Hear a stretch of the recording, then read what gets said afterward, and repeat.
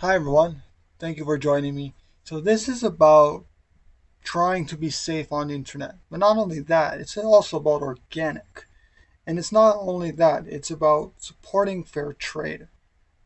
So I'm Michael Anfield, and thank you for joining me. I'm an author, yes, an author of many books on spirituality, veganism, morals and ethics, and philosophy. And I'm a YouTuber and as well, not only a YouTuber, a certified World Peace Diet facilitator and spiritual coach. So this video is really about trying to do the best that we can in this world in order to,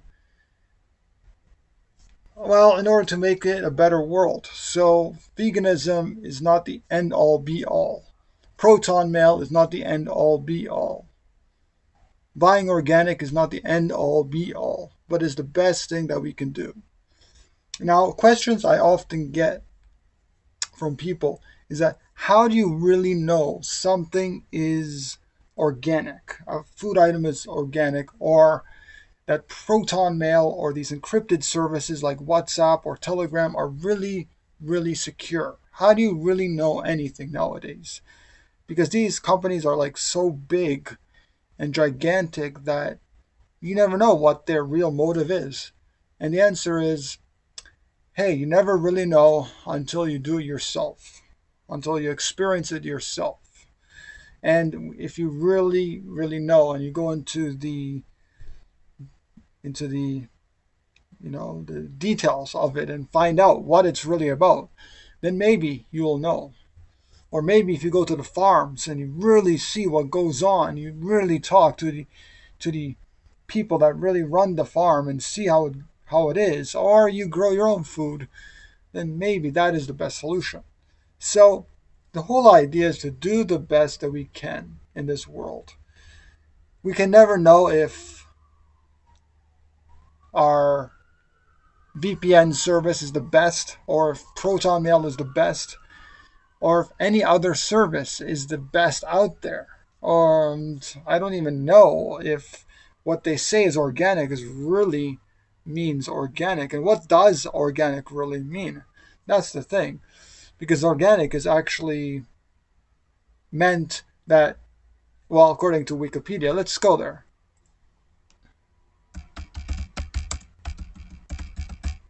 Let's just find out what Wikipedia has to say about organic produce. And this was a while back that I've read about this, but this is uh, recently. Okay, so organic farming. Okay, so this is what we want: is organic farming. So organic farming is agriculture system which organic farming Okay, so organic farming continues to be developed by various organizations today. It is defined by the use of fertilizers of organic origin, such as compost, manure, green manure, bone meal, and places emphasis techniques on crop rotation, companion planting. Okay, so it doesn't really say. I would have to read more of it basically, but basically organic farming means that you don't use synthetic fertilizers as much as possible. Okay. Now, from what I've read, I don't know if it was this page or another page on Wikipedia. I've read something on Wikipedia that stated that little to no synthetic fertilizers. So any kind of chemical on the land is either minimal or none at all in organic farming. So organic farming could still possibly contain a little bit of chemical if absolutely needed. Okay, that's what I've read, anyways. And also, not only that, it doesn't say here, it only says bone meal, and it doesn't say what kind of manure because you could use your own human manure, for example. But that is not good either if it's coming from someone else and you don't know what they're eating, right? So, uh, going back to this understanding, and I've told people this before, it's not really about if we really know if something is either secure or organic or fair trade. Now, fair trade is giving fair wages to people, okay? But also that is kind of inaccurate because we really don't know what fair wages means. Does it mean they have to be given fair wages? But what kind of fair wages? What does that exactly mean? So fair trade, there is a definition for that. But this whole video is really not about the definition of these things and all of that. It's about when we support an industry, if it's encryption or if it's buying and supporting fair trade and organic food items, we really need to realize even if, let's just say, even if it's not truly organic or truly fair trade or truly encrypted service, what they're saying it is, we are putting our power to wanting more of this products. So we're supporting wanting to use these products as much as we possibly can. So it sends a demand to the whole entire society that yes, we want more products that are encrypted. Yes, we want more products that are organic. Yes, we want more products that are fair trade, etc., etc. But we still don't know, of course, if everything is truly what they say it to be. But we just have to trust the company and reviews on what the people say. So we have to trust the company. We have to find out from the company who they really are, all about the company, and we have to find out about the reviews of the companies. And just, ultimately try to do our best, try to support the most ethical companies that we think are ethical, and to because that's what it comes down to. It comes down to ethical companies. It comes down to, is Proton Mail a really ethical company? Are they really uh, are they really making money from your contact list in Proton Mail? Why, all these questions, like when you sign up for WhatsApp or Telegram, why do they need your phone number for? What is the reason? Why can't you just sign up for one of these providers without use of your email or telephone number? And with organic, there's so many questions, and fair trade, there's so many questions as well with those systems. So the whole idea is to try to support as many companies that we believe are ethical. It's just the fact, even if they're not ethical at all, it's just a fact that they're providing, or at least trying to provide, secure or more ethical service. Just the fact that it says secure, and they advertise it as a secure service, as an ethical service, because secure, organic, fair trade, it's more ethical.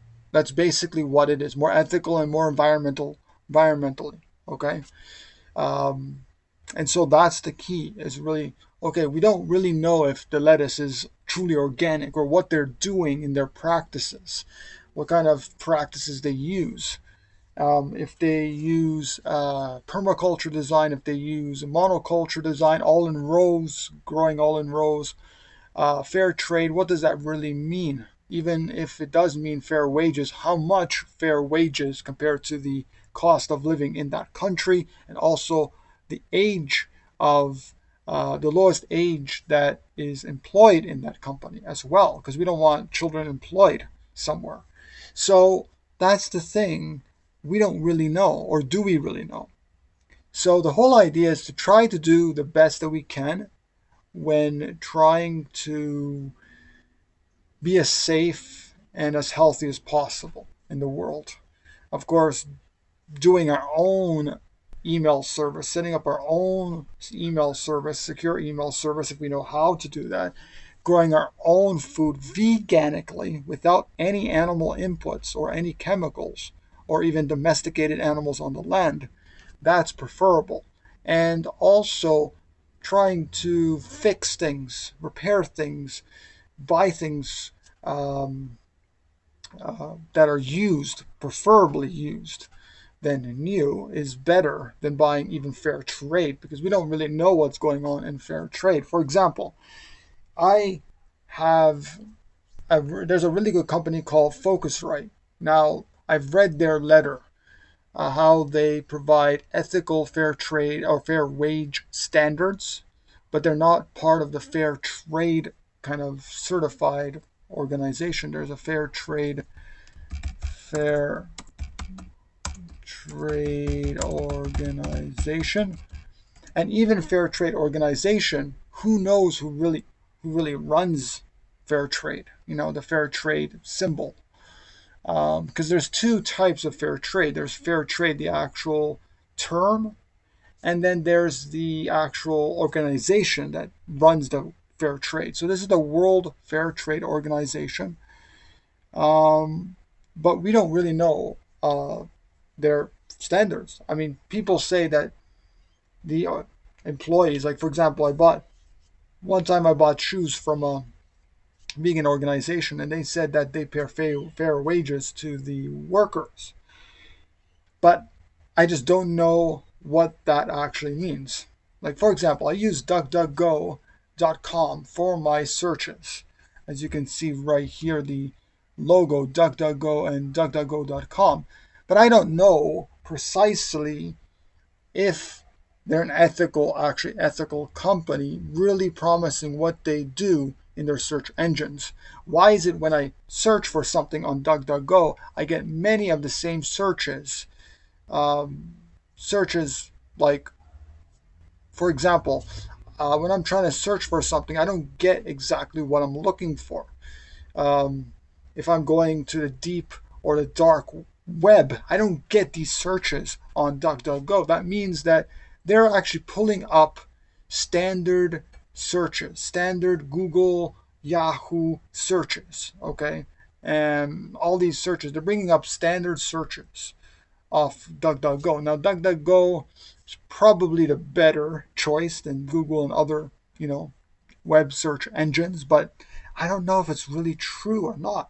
But the more we use these companies, the more that society will say, look, more people are wanting these things. Let's provide them with ethical choices. Let's provide them with environmental choices, environmental sustainable choices that truly ethical and sustainable choices.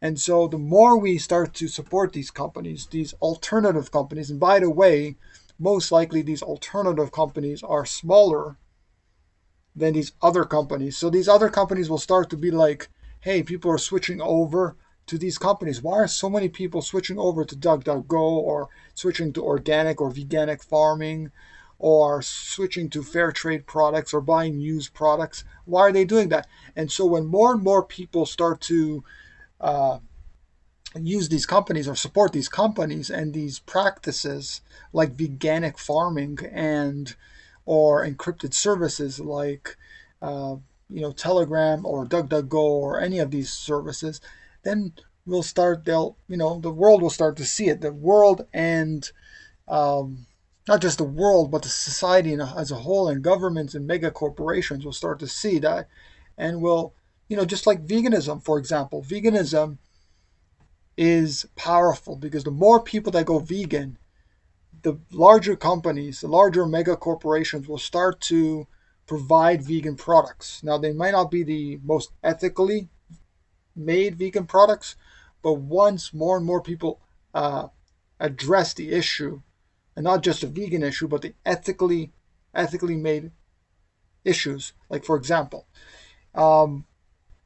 vegan chocolate milk. Okay, now of course some companies are saying that we cannot use the term milk, but this video has nothing to do with that. That's another topic. But if people are buying vegan chocolate milk from a small company or from a big mega corporation, it doesn't matter. But one thing is true. We have to tell the companies that we want fair trade chocolate, fair trade cacao, okay? Fair trade cacao. Now again, fair trade, there's two definitions to that.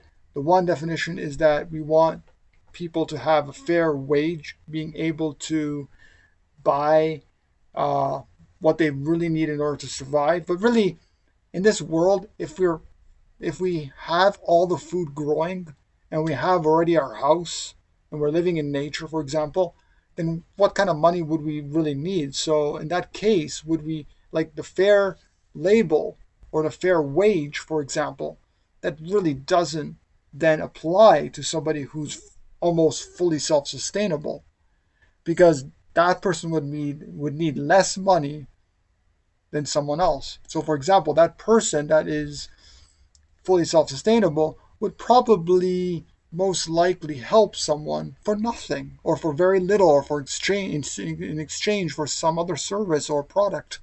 And so for example, if somebody is going to your house and fixes your plumbing, for example, so then the other person might fix someone else's. That person that got their plumbing fixed might fix, I don't know, might do something else for somebody else, so they exchange services or products to someone else. So really, it's about sharing. It's about caring and sharing for one another and not really getting away from using money. And so, does the fair wage or fair trade apply to them? That's the thing. And then also, for people that want to trade and share and really just work with one another, then why do we really need to buy things? Maybe the only thing we need to buy if we're using a car and gas may be the only thing we need to buy, but then we would convert that car so it can use um, another form of mechanism so that it can run, instead of fuel, another fuel source, So maybe converting it to oil using used vegetable oil or whatever it is. But the whole idea really is to do our part to try to support as much as we can companies that are as ethical and as environmentally sound as possible, right? So that's really all we can do. So if you have anything that you want to add, please post down below this video in the comments.